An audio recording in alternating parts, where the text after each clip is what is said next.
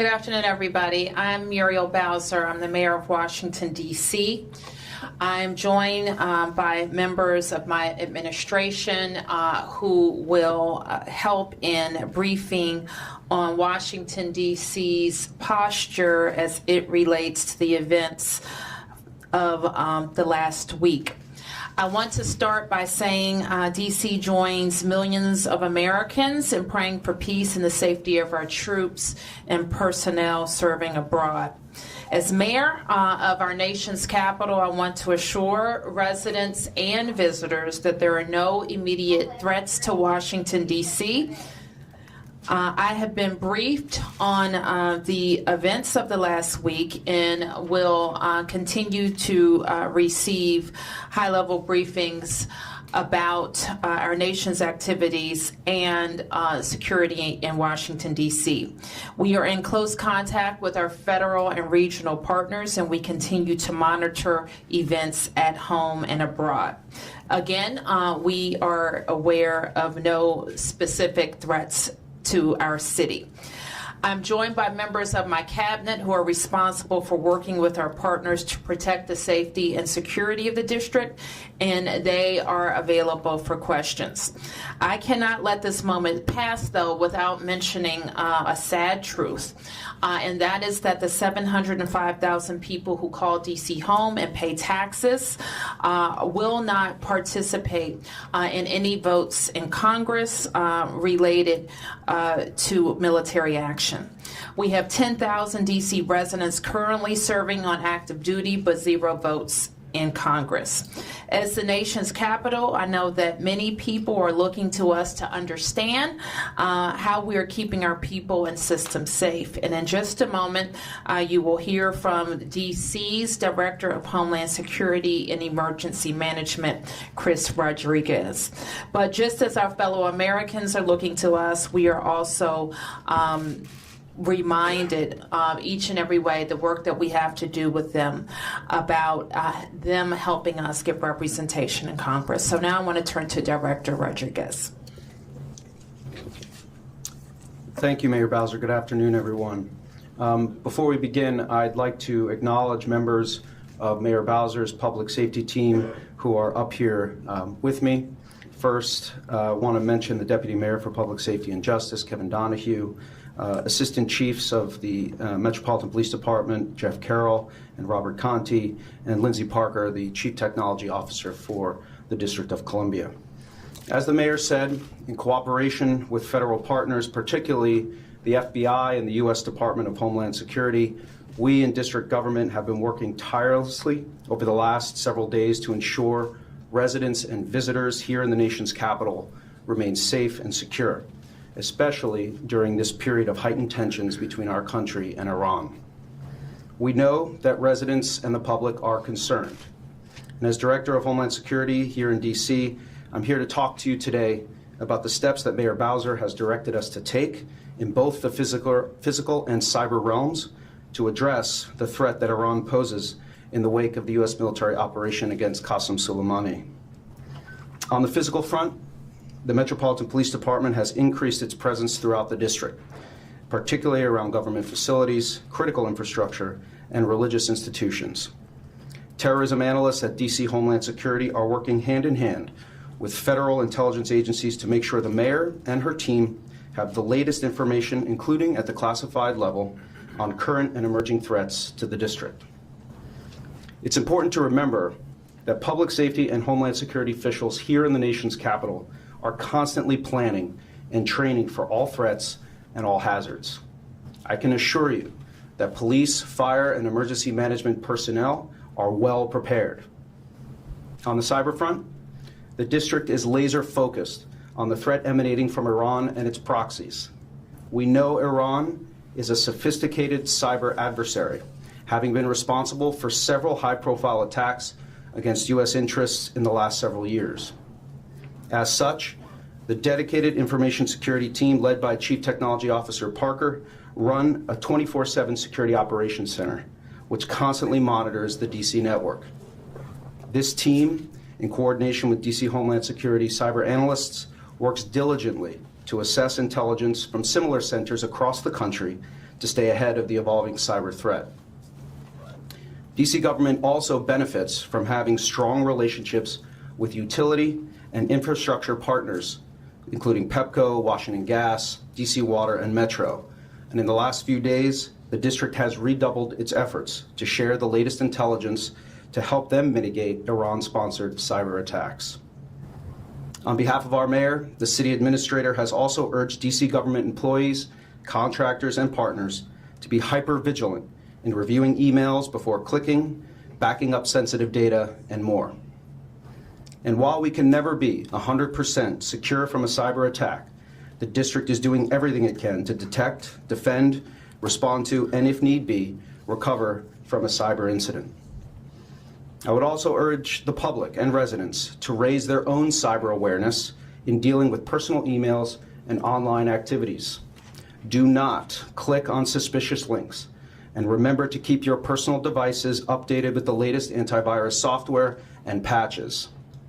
Change your passwords frequently, and do not reuse old passwords. For more information on online security tips, please go to ready.dc.gov/cyber. Again, please stay vigilant online and off. I would encourage everyone to sign up for Alert DC at alertdc.dc.gov for real-time information from public safety agencies here in the district. And finally, I cannot stress enough to our listeners and viewers, trust your gut. If something doesn't look or feel right, it usually isn't. You are our first line of defense and our most important partner in ensuring that we can all live, work, and thrive here in the greatest city in the world. Thank you very much. We look forward to taking your questions. Questions? Chris? Yes, please identify yourself and your outlet. Hi, my name is Brian Fung. I'm with CNN. Question for Director Rodriguez, and just wondering if you could say a little bit more about the types of cyber threat activity you're seeing out there right now. Has there been an increase that you've observed, and if so, what are they looking at going after? Sure, I'll answer the first part of the question and ask the CTO to come up for more specific information. But one of the things that we did immediately after we saw, obviously, the missile strike on Soleimani was brief the mayor and the city administrator and her team on the types of attacks we see from Iran. Those include distributed denial of service attacks, website defacements, simple, sometimes phishing campaigns against networks. And so we know, again, that Iran is a very sophisticated cyber actor. Over the last several years, we've seen attacks against financial institutions, right? The attack against the Saudi Aramco facility. And we've also seen those phishing campaigns against members of the British Parliament as well. So there's a plethora of Iranian cyber methods that are used offensively against victims. So we're on the lookout for all of those. Okay. Yes. I'm Sophie Kaplan with the Washington Times. Iran is notorious for taking some time, maybe months, even years, to retaliate. So how are you preparing long term? Well, first I want to note that here in the nation's capital, we are always on alert. Okay, I mean we are a threat. There's always threats against us, whether it be in the physical or cyber realm. So the teams at the Metropolitan Police Department with our federal partners and at the Office of the Chief Technology Officer are always looking for threats on our network or in the physical realm. So what I would say is, yes, Iran is strategically a very patient adversary. We've seen this in its activities abroad and certainly in its attempts to attack U.S. infrastructure here at home. So over the next several weeks and months, of course, in coordination with the mayor, we will make sure that our posture remains at a heightened alert because this can't be something that we just look at short term. This has to be also a long-term heightened security posture. Yes. Luke Barr with ABC News. Talked about cyber earlier, but more so conventional. Has there been any increase in physical threats to the nation's capital, landmarks, et cetera? No, there have not been. And as Director Rodriguez has mentioned, we have been working hand in hand with our federal partners, so we're not only taking advantage of our own internal network of intelligence gathering, but able to tap in with all of the federal resources as well. Yes. Mayor Thomas Sherrill, Fox 5. We've heard complaints for several days now up on the Hill that lawmakers on both sides said that they were not given any advance notice of this attack. Could you give us a timeline on when the federal government reached out to the District of Columbia to let them know what was going on and to advise you on any security posture you had to take, being as how you were dealing with not only state-sponsored threat here, but also the possibility of lone wolves? And may I also ask, New York City NYPD Chief of Police and John Miller, the counterterrorism chief, briefed the media there 6 days ago. Why the delay here in what we're doing today? Well, we don't think we had any delay, certainly in our planning and the work that we have been doing, and certainly have been getting all available information out to the public. And I'll ask Chris and Chief Conti to talk about discussions with our federal partners.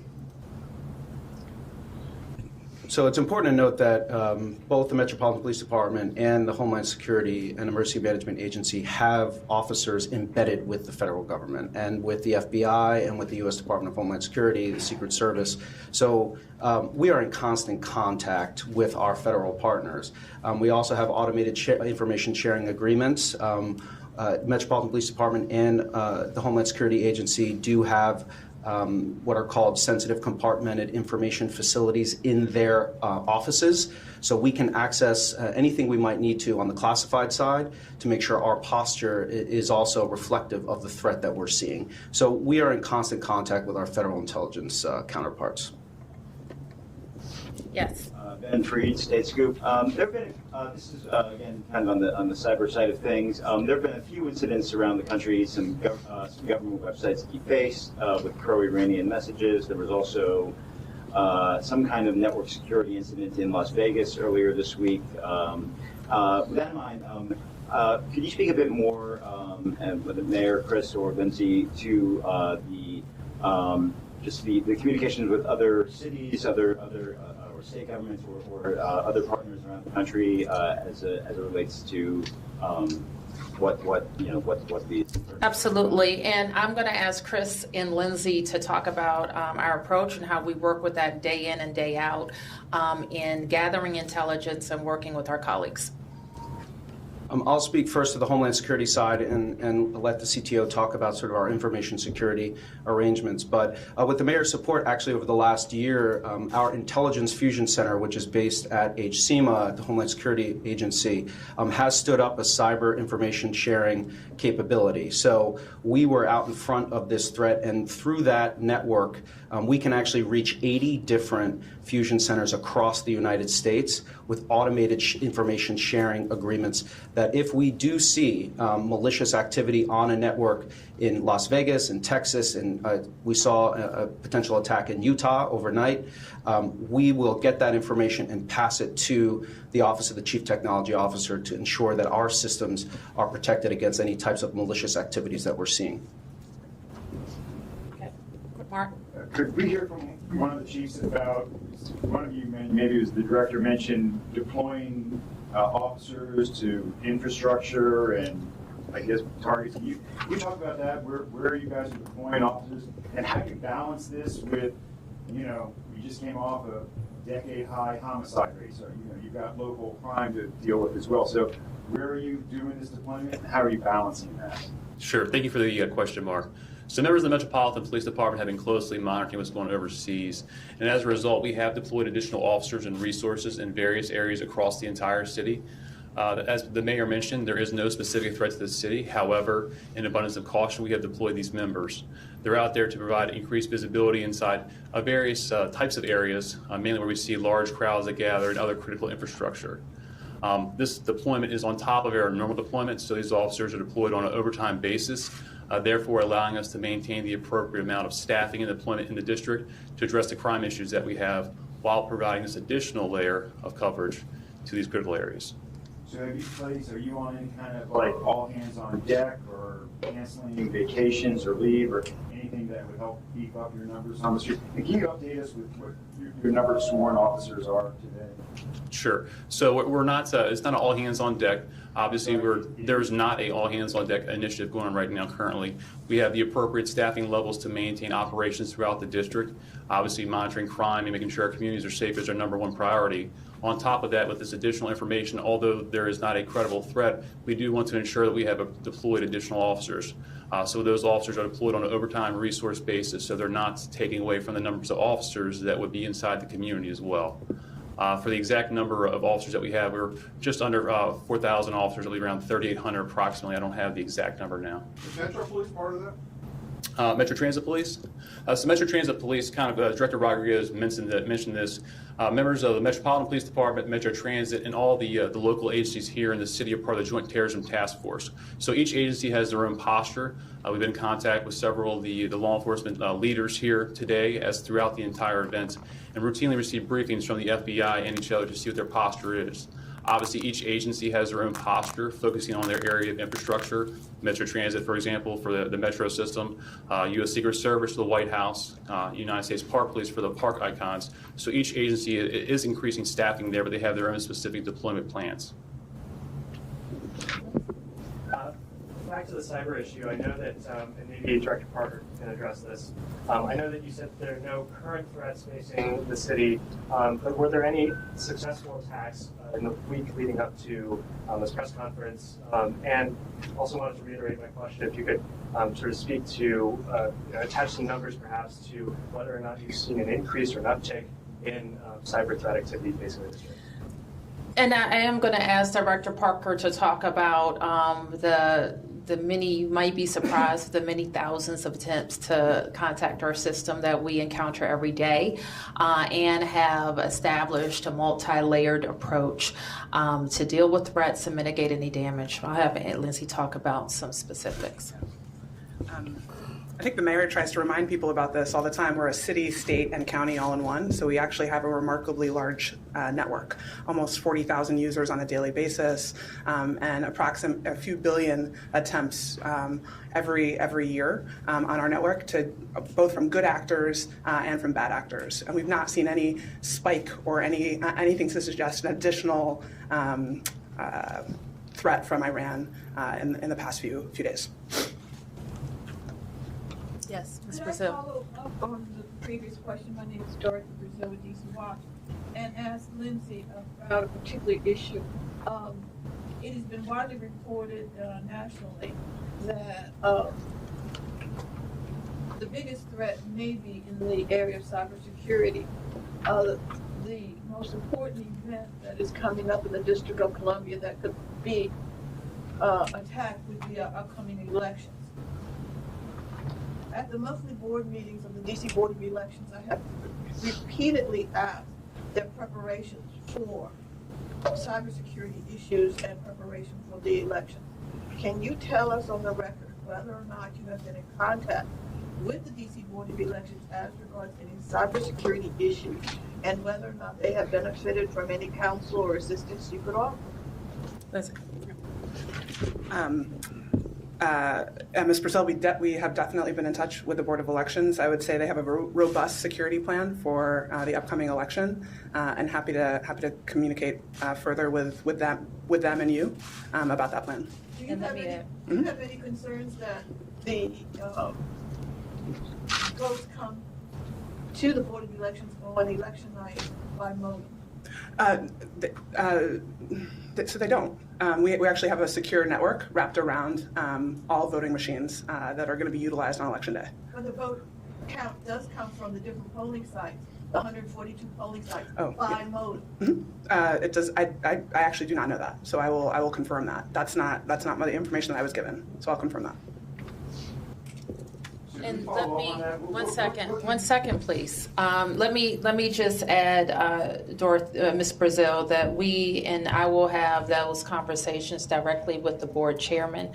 And all of you do recognize that they're an independent agency, but as with all of our independent agencies, we will make our central services available to them. And what I expect to hear from the chairman is there a complete security plan. And if we think it's deficient in any way, we'll make sure they have the resources that they need. Mark, you had a question? I just wanted, what do you say to the public who may have that concern that we are coming up on a primary, a special election, and a general election in the next several months, and that seems to be could be a prime target?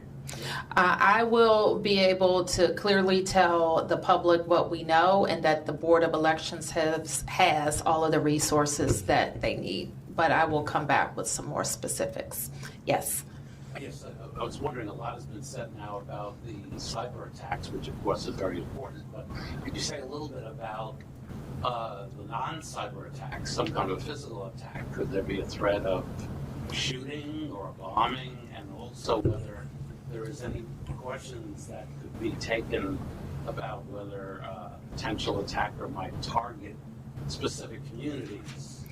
Lou, if we have that information, we'll make that information available. Our immediate posture is that government facilities and religious institutions get the first kind of special attention.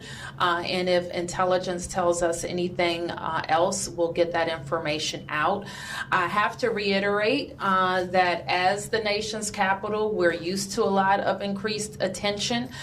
We are also very accustomed to working with our federal partners and accessing their intelligence, and have long established relationships and working with all of them. So we feel very confident about getting information as soon as it's available and being able to turn it around.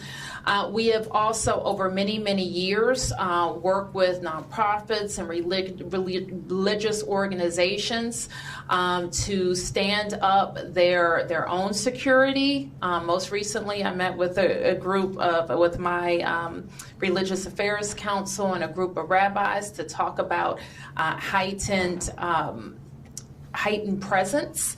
And I was encouraged then to hear over many, many years of investment in stronger security.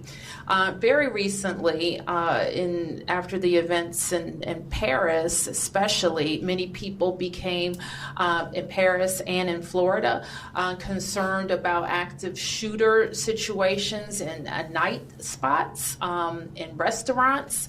And so over the last year, we have maybe more than a year been working with our Nightlife Commission and office to make sure we're sensitizing workers in nightclubs and restaurants about how to be prepared and respond to active shooter situations as well. So the bottom line is we stay in a constant state of preparedness. We've invested over many, many years in our entire security team and government operations teams are ready to get information out to the public and to respond to any threat. Yes. Could I ask about evacuation? We saw with the snow the other day and the early release of the federal government that it was hard to get out of the city on just a bad weather day when everybody's trying at the same time. Should there be an attack, obviously evacuation is something that would be critical. Can you tell us what preparations you're making if the storm, the federal release the other day gave you cause for concern about preparedness for evacuation? It did not, but I will turn to Chris to talk to you about general evacuation routes.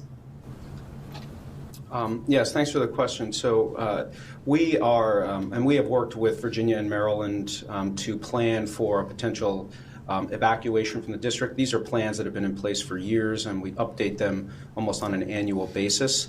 So, it all depends on sort of the event and the hazard, whether it's weather or a terrorist incident. So we have those plans in place now, and work with our state partners to make sure that they're all up to date. Yes. That's probably a good time to follow up on the federal security fund. Do you think there's enough money in it now?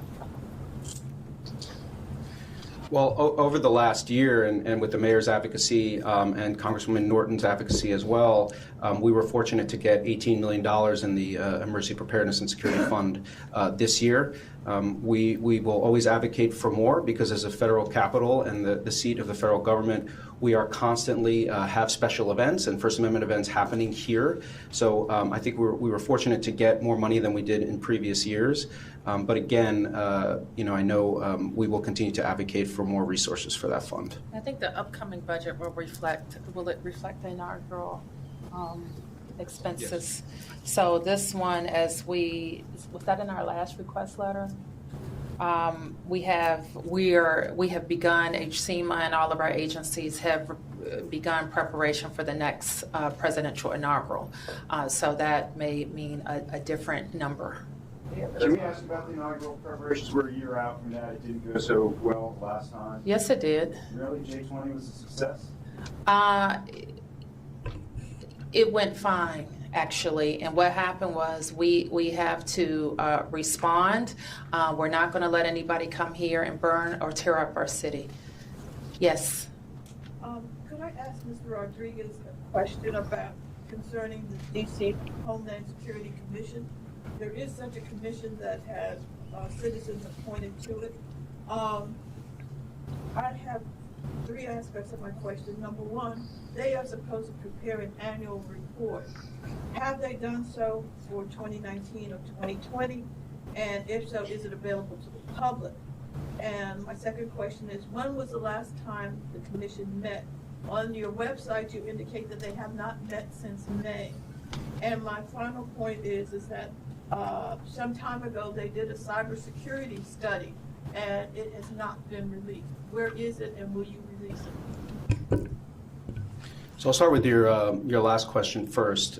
So the Commission did do a cybersecurity report in 2018, and what I will say is that the events of the last week, and particularly with a heightened cyber threat from overseas, only reinforces the fact that that report right now will not be made public. It has been briefed to the mayor and to members of the council who are aware of the findings. I will also say that a lot of the recommendations in the report have already been implemented by the mayor, and so we feel confident that we have a strong cyber posture. In terms of the reports that will be done over the next year, we are looking at the human services and mass care as a topic for a new commission report. The new members that were just sworn in a couple months ago, so they will meet. The new commission will meet next month, early next month. And why hasn't the commission met since May? They're supposed to meet quarterly. So so they did meet last May. The reason why they have not met was because for one reason or another we were not able to contact the chair of the commission to set up to set up a meeting. So we have had to almost reconstruct the commission and get new members on with the mayor's support. And again, they will meet in February. Okay. Yes. You go off topic, but not too far off topic. Let me get on topic first. I just want to follow up on the last one. What do you mean you couldn't contact the chair? We'll find out about that, Finn, and I'm not aware of that. And if this is one of my appointees, it'll be addressed. Yes. Yesterday, I was in Richmond for the start of the new Virginia General Assembly, which, as you know, is now majority controlled by Democrats for the first time in a generation. Yep. I was going to editorialize. Yes. As you know, you sent a letter down to Richmond on that first day, urging the new leaders to get to work on gun safety measures. It's a documented fact the majority of illegal guns in this district are from the Commonwealth of Virginia, but those same lawmakers have been getting pressure now from some jurisdictions that call themselves sanctuary counties to not do anything. Could you speak to what your idea, what your goal there was about that letter? Was it to light a fire under them or just to support them? Both, and it's not new. It is a renewed call by me to them to do something about guns coming out of Virginia that are killing D.C. residents. And we know we are assured that they can both respect gun owners' rights and have common sense gun regulations that protect DC residents.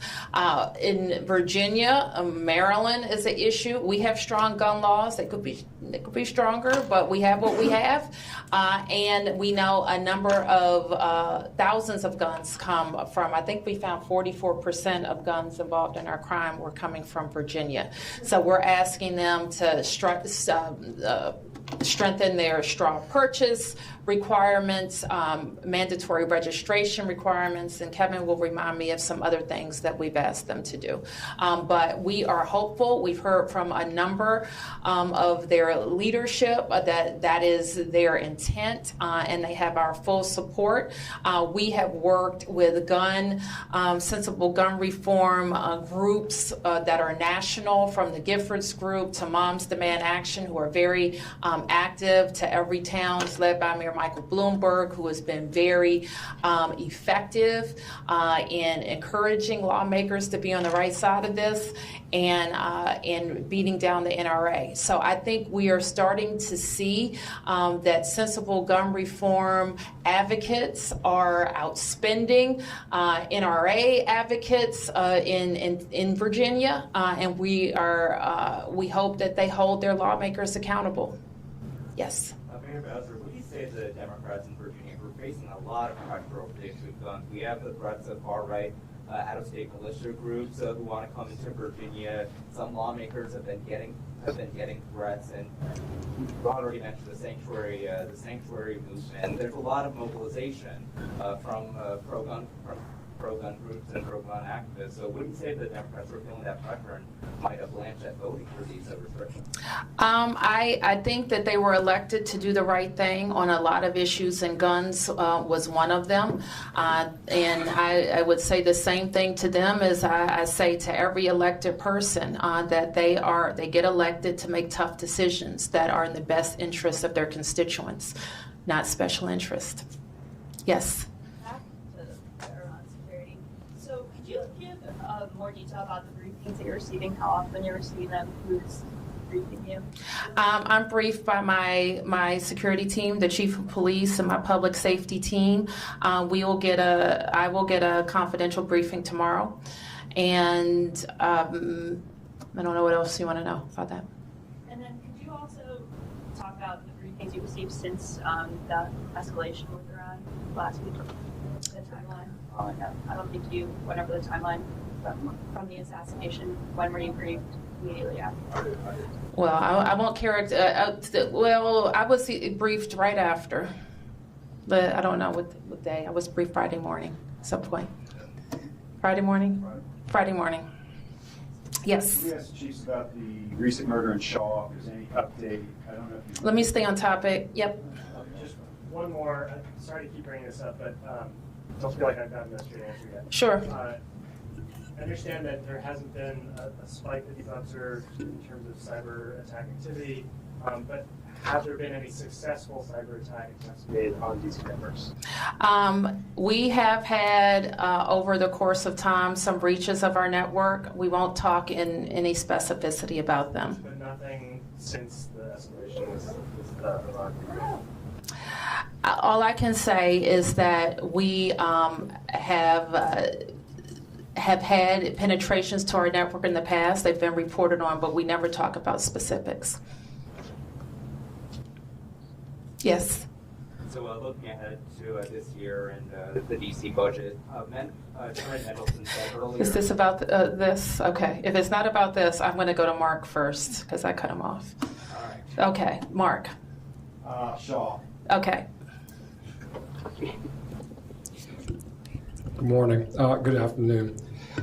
Last night at about, just before midnight, we had an individual that was walking on 7th Street last night near N Street, and it appeared that this individual was targeted. What we know as of today is that a white in color small SUV pulled up alongside this individual, fired a shot, striking this individual, and he ultimately was pronounced deceased. We extend our condolences to the family of the decedent. We have not released his name publicly. We will be doing that shortly. But in addition to that, we're asking if anyone has seen anything in that area that they will reach out to the Metropolitan Police Department at 727-9099. Can you tell us why you believe he was targeted? He was the only individual he was the individual walking in the block. There is some video footage that we're reviewing from the area, and we believe that this was a targeted situation. Yes, sir. Chairman Mendelson says higher taxes should be off the table given higher revenue estimates. Do you agree? We haven't started our final deliberations on the budget. We are collecting information from all of our agencies. We are also going to have our series of budget engagement forums and review all the priorities for the district. We know some of the top issues for DC residents. More housing, more affordable housing is a growing concern. We know we also have the demand from our all of our construction and development partners that we can create more units. So those are things that we're looking at. We're looking very closely at our public schools, very closely at our public safety agencies, and very closely at all of our human services agencies that are helping DC residents participate in our prosperity. So we will deliver our budget on March 19th. Stay tuned for the series of budget engagement forums. We're probably going to change the format a little bit and getting feedback from DC residents and then make that presentation. There will be no more deciding how to split up the funding? No, there will be some deciding. Just how we do it, I'm not exactly sure. We'll take recommendations. Yes, suggestions. Yes, sir. Is that it, Bennett? One more. Uh-huh. In your last budget proposal, why weren't the compromise measures, first place initiatives, 77 funded? Like the anonymous wage theft tip line, mandatory sexual harassment training, new compliance specialists at DOES. That was all stuff included in the repeal of Initiative 77 that was meant to address the concerns, but it wasn't funded. Okay, that was a council bill that wasn't funded? Yes. Okay. I'm not able to fund all of the initiatives that the council advances. I think you know that we got over $1 billion of unfunded legislation from the council just last year. So many of the priorities we're able to fund, others we are not. And one screen we use is if we think those things are already happening in another way. And I'm happy to talk to you about some of those provisions to see if they're happening in other ways in the government. Is there anything to add to that, CA? Okay. Yes, ma'am. I'd like to follow up with Mr. Rodriguez as regards to the DC Homeland Security Commission. Can you tell me how many members of the commission are not DC residents? I cannot at this time.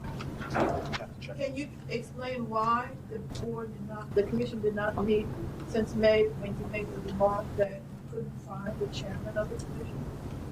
It sounds like, Dorothy, that I need to do some follow-up with the director in our Office of Talents and Appointments. Let me get some up-to-date information on that commission and get back to you on that. I asked this question because one of the most important issues is Homeland Security and the ability in terms of if there is a crisis in the District of Columbia, being able to have those individuals immediately available. It is my recollection that a few, I don't know, I can't recall how many, are not DC residents and live some distance from the District of Columbia. I think they serve an advisory function, not an operational function. They don't serve an operational function. But they're advisory to the head, the director of Homeland Security, correct? That's correct. Okay. And they are on the commission because they have expertise in different areas that relate to Homeland Security, correct? That's correct, but they don't have an emergency operations function. But they have a broad breadth of expertise that in a situation, whether or not it's cybersecurity or threats to our landmarks or the Capitol Hill, what have you, might come into play and they would be available to be consulted, correct? Absolutely. And let me just kind of explain to you our posture with all our boards and commissions, and that is to appoint DC residents from all 8 wards. That there are certainly exceptions to that, but I am very proud of the diversity, the geographic diversity within the city that we have among the 1,700 people that serve in one of those critical functions. Now, what concerns me is if people, once they are appointed, they have to be available and perform all of the mission functions of that board and commission. And that's the information that we want to get back to you. Yes, sir. I guess just a quick follow-up, Mayor. You mentioned that maybe your law enforcement people. Sure. About something about in terms of addressing the potential threats that nightlife venues Sure. are part of all that. Was there any suggestions that might be given to those who operate nightlife venues about what they might do beyond what they already do for security? I think that we have a program where we've been talking to folks who've asked for help to go in and do that. I don't know, Chief, if you want to add anything. You want to add anything? Nightmare? Okay. Good afternoon. Yes, so the Metropolitan Police Department has been involved with the Nightlife Mayor's initiative to give outreach to the community there. So we've done some active shooter presentations to them. One thing that I would say to any organization in a time like this, it's a good time to review your emergency action plan. Every organization, every business should have a plan of how they will respond. May it be an active shooter, may it be a fire, whatever it is. So every organization should have that, should make sure it's up to date. We also encourage all residents to be aware of any suspicious activity in their community. If they see anything that's an immediate threat, they should obviously call 911. There's also other ways, such as calling our Command Information Center to make a phone report, 202-727-9099. We also take anonymous text tips at 50411, and we can text in. And we also have the iWatchDC.org website where you can report non-emergency suspicious activity. It'll be followed by both the INTIC, the DC Fusion Center, and the MPD Intelligence Branch. Okay, I'll tell you now. Circle back with one last question. 1 and 2. Yes. What would you characterize as the biggest threat facing the District of Columbia? Is it cyber? Is it a physical terrorist attack like 9/11? Is it an IED? What do you guys see as the biggest threat facing us? I think you heard Chris talk about us being prepared for a physical threat and a cyber threat. I think with the situation in Iran, in this particular nation is known for having a strong cyber approach, and so that we stay concerned about that. But I can't emphasize enough that we have a general increased preparedness posture in the district, and gathering as much intelligence helps us mitigate any specific threat. Yes. Has expressed frustration that contracts from district agencies are coming late to the council to approve and plans to hold a hearing in the coming weeks on that. Can you speak a little bit about why contracts are coming late? I don't know that we have a plethora of contracts coming late. Let me start there. And when I became mayor, I created a review board, our contracts. Our Procurement Accountability Review Board, the PARB, where the city administrator, myself, and the chief procurement officer review any retroactive contracts. And that is the whole purpose of that. So I know if we have a retroactive contract, why we had it, what mistakes were made, and who's going to be held accountable for any problems. And it's been pretty inactive the last year, which means we haven't had any. So if we had some at the end of the year last year, they were anomalous. Thank you.